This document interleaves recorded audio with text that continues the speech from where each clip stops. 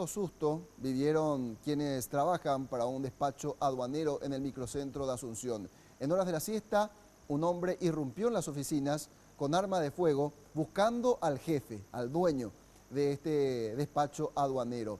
En medio de un enfrentamiento con uno de los funcionarios que intentó impedir el avance de este hombre, se dio una balacera y el agresor terminó siendo herido. Se encuentra internado en el Hospital del Trauma.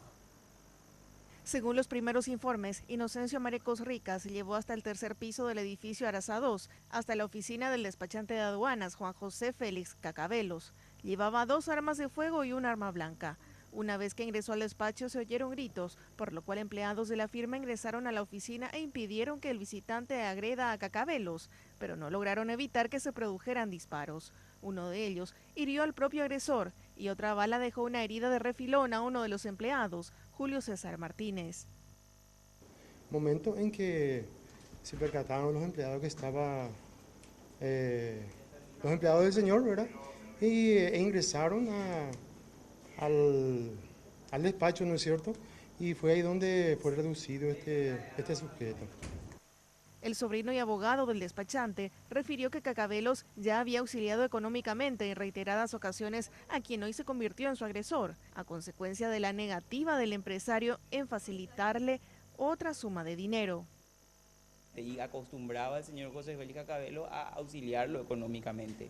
Nuevamente hoy estaba requiriendo por alguna circunstancia particular ayuda y porque ni siquiera se le iba a recibir a esta persona. Insistió y cuando se le dijo que sí, incluso quiso estar a solas en el despacho y luego, ni bien entró,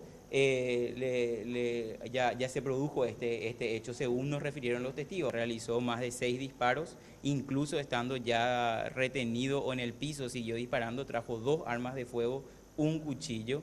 Y bueno, dentro de todo no se perdió ninguna vida. El herido más grave fue él finalmente, porque él se disparó en el marco según nos informaron los bomberos, él recibió un impacto de su propia arma en el marco del forcejeo.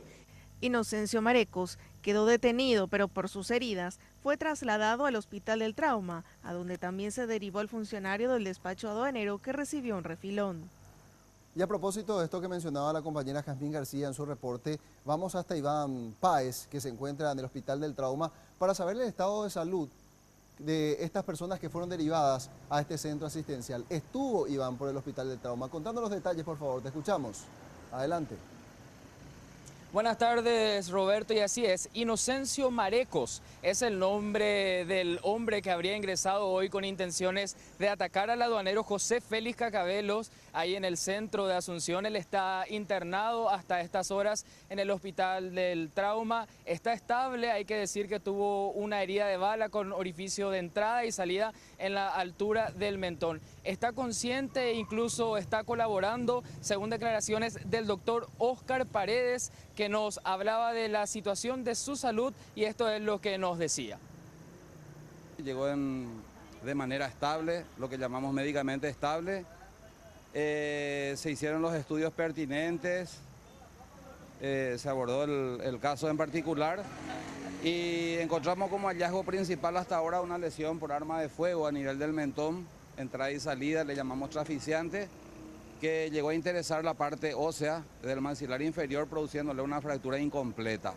Está consciente, colaborador y está perfecto. Está para ser sometido o no a esa cirugía de fijación, que vamos a ver si es prudente en base a los hallazgos últimos de la tomografía, pero se descarta si un riesgo de vida ya de entrada. Ahí teníamos entonces las declaraciones del doctor Óscar Paredes.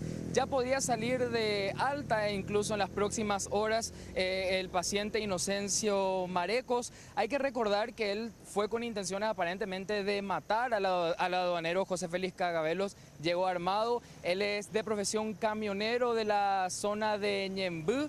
A estas horas entonces ya se está recuperando, podría salir de alta, recalcamos, en las próximas horas y es lo que podemos informar desde aquí, compañeros. Muy bien, muchas gracias, Iván. Completo reporte. Es esa la situación entonces.